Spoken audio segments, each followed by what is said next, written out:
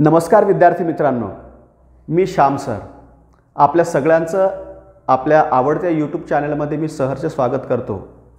विद्यार्थी मित्रांनो, आपल्याला माहीत आहे की या चॅनलवरती जे आपण व्हिडिओज अपलोड करतो ते सर्व व्हिडिओ इंग्रजी विषयाशी संबंधित आहे।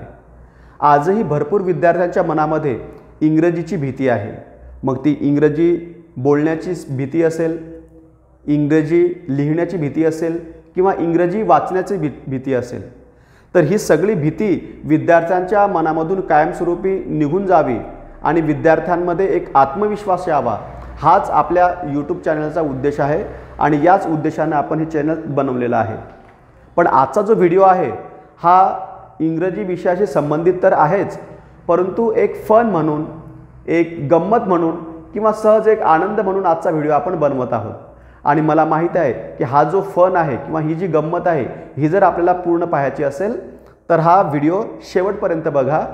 आणि हा व्हिडिओ जर आपल्याला आवडला तर व्हिडिओला लाईक करायला विसरू नका, चॅनल सबस्क्राईब करा आणि व्हिडिओ जर आपल्याला खूप आवडला तर आपल्या मित्रांसोबतही शेअर करायला विसरू नका। तर बघा, एकदा काय झालं, एक इंग्रजी विषयाचे शिक्षक होते आणि शिक्षकांनी विद्यार्थ्यांना सांगितलं की तुम्हाला इंग्रजी विषयाशी काहीही अडचण असेल तर तुम्ही मला निसंकोचपणे विचारू शकता। आणि विद्यार्थ्यांच्या मनात एक ते फिक्स झालं की आपल्याला इंग्रजीची काहीही समस्या असेल, काही अडचण असेल तर आपले सर आहेत, आपण त्यांना विचारू शकतो। मग असंच एका विद्यार्थ्याने त्या सरांना प्रश्न विचारला की सर, मला एका शब्दाचा अर्थ माहिती नाही, कृपया मला त्या शब्दाचा अर्थ सांगता का। मग त्या सरांना त्या विद्यार्थ्यांनी विचारलं की सर, नटुरे म्हणजे काय। खरं तर शिक्षकांनी सुद्धा तो शब्द पहिल्यांदाच ऐकला आणि शिक्षकांना त्या शब्दाचा अर्थ माहीत नव्हता, म्हणून शिक्षकांनी त्याला सांगितलं की या शब्दाचा मी तुला उद्या अर्थ सांगतो। मग उद्या जेव्हा ते शिक्षक परत वर्गात आले तर परत त्या विद्यार्थ्यांनी तोच प्रश्न विचारला की सर, मी तुम्हाला काल एक शब्द दिला होता, नटुरे म्हणजे काय, तुम्हाला माहिती आहे का त्याचा अर्थ, प्लीज मला सांगा।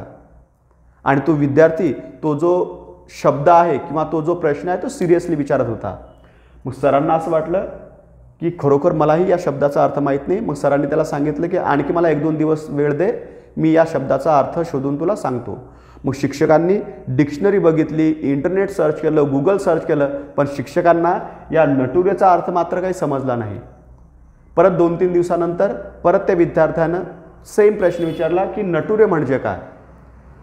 सरांनी त्याला सांगितलं की मला या शब्दाचा अर्थ सापडलाच नाही, पण मला आणखी काही वेळ दे, मी तुला या शब्दाचा अर्थ नक्की सांगेल। मग शिक्षकांनी त्याचे काही इतर मित्र असतील त्यांना विचारला नटुरे म्हणजे काय, किंवा इतर जे काही रिसोर्सेस असतील ते सुद्धा सर्च केले, चेक केले, पण शिक्षकांना त्या शब्दाचा अर्थ समजला नाही। आणि शिक्षकांना माहिती झालं की आपण जर आता उद्या वर्गामध्ये गेलो तर तो मुलगा परत नटुरे म्हणजे काय आपल्याला विचारणार, म्हणून शिक्षक त्या विद्यार्थ्याला इग्नोर करायचं ठरवलं। पण त्या विद्यार्थ्यानं जेव्हा शिक्षक बघितले, लगेचच विद्यार्थी पळत शिक्षकांकडे आला आणि त्याला विचारलं की सर, नटुरे म्हणजे काय।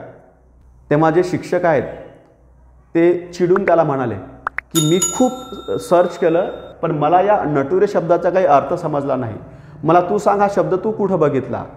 मग लगेच त्या विद्यार्थ्याने त्या शिक्षकांना ज्या ठिकाणी तो शब्द होता तिथे घेऊन गेलेत आणि त्या शब्दाचं जे स्पेलिंग होतं मित्रांनो ते होतं NATURE,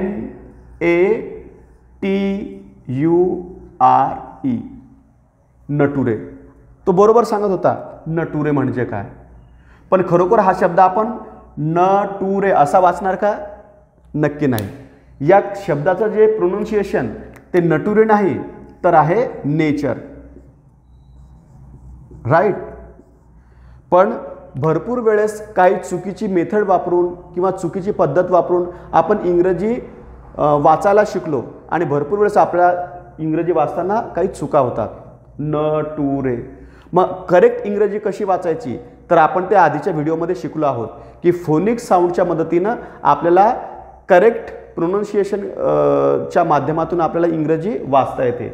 आणि हा जो आमचा आधीचा व्हिडिओ आपण बघितला नसेल तर मी डिस्क्रिप्शन आणि आय बटनमध्ये लिंक दिलेली आहे, ते आपण बघू शकता। जेव्हा शिक्षकांना समजलं की हा शब्द होता तो नटुरे म्हणायचा तर शिक्षकांना खूप राग आला आणि त्याला 2-4 लगावून दिल्यात। आणि सरांनी त्याला परत एक वॉर्निंग दिली की अशा पद्धतीचे जर तू प्रश्न मला विचारशील तर पुढच्या वेळेस मी तुला पनिशमेंट तर देईलच, पण तुझं नाव शाळेमधून कमी करेल आणि एवढंच नाही तर तुला रेड TC इश्यू करेल. तर विद्यार्थी खूप घाबरला आणि तो परत सरांना म्हणाला, सर सर प्लीज असं करू नका, कारण तुम्ही जर मला रेड TC जर इश्यू केली तर माझ्या फुटुरेचं काय होणार. काय म्हणाला तो, माझ्या फुटुरेचं काय होणार. सरांना खूप राग आला आणि सरांनी परत त्याला बदलून काढलं, कारण त्याला म्हणायचं होतं फुटुरे म्हणायचं नव्हतं त्याला, तर ते स्पेलिंग होतं FUTURE. तो याला वाचायचा फुटुरे आणि याला वाचायचा नटुरे. तर अशी अवस्था आपली होता कामा नये मित्रांनो. आणि म्हणून आपल्याला योग्य पद्धतीचा वापर करून इंग्रजी वाचायला आणि लिहायला त्यासोबतच बोलायला सुद्धा शिकणं आहे. तर या व्हिडिओच्या माध्यमातून आपण असे वेगवेगळे व्हिडिओज तयार करणार आहोत की ज्या माध्यमातून विद्यार्थ्यांच्या मनामध्ये जी इंग्रजी विषयाबद्दल भीती आहे ती कायमस्वरूपी निघून जाईल आणि विद्यार्थी आत्मविश्वासाने इंग्रजी बोलायला लागतील, वाचायला लागतील आणि लिहायला लागतील. तर त्यासाठी आपल्याला काय करायचं, चॅनल सबस्क्राईब करून ठेवायचं, कारण जेव्हा मी व्हिडिओ अपलोड करेल तेव्हा त्याचं नोटिफिकेशन आपल्याला मिळून जाईल. राईट. तर या शब्दाला आपण फुटुरे नाही तर याला काय वाचतो आपण, फ्युचर. फ्युचर. आणि ह्या जो शब्द आहेत त्याला आपण म्हणणार नेचर. तर अशी गंमत आपण कधी करायची नाही की फुटुरे नटुरे. तर अपेक्षा आहे की आजचा हा व्हिडिओ आपल्याला आवडला आणि हे जे 2 नवीन शब्दसुद्धा आपल्याला समजलेत. आणि एवढंच नाही तर फ्युचरचा अर्थ काय आहे आणि नेचरचा अर्थ काय हा सुद्धा आपल्याला समजला असेल. जर तुम्हाला फ्युचर आणि नेचर याचा अर्थ माहीत असेल तर कॉमेंट बॉक्समध्ये त्याचा आन्सर टाईप करून पाठवा किंवा तशी आम्हाला कॉमेंट करा. आणि खरोखर आपल्याला इंग्रजी विषयाबद्दल सुद्धा आपलं फ्युचर चांगल्या पद्धतीनं ग्रो करायचं असेल तर नक्की आमचे व्हिडिओ पाहत चला. तर आजच्या व्हिडिओमध्ये एवढंच, बाकीचं नवीन व्हिडिओमध्ये. तर तोपर्यंत आपण इथेच थांबूया. थँक्यू.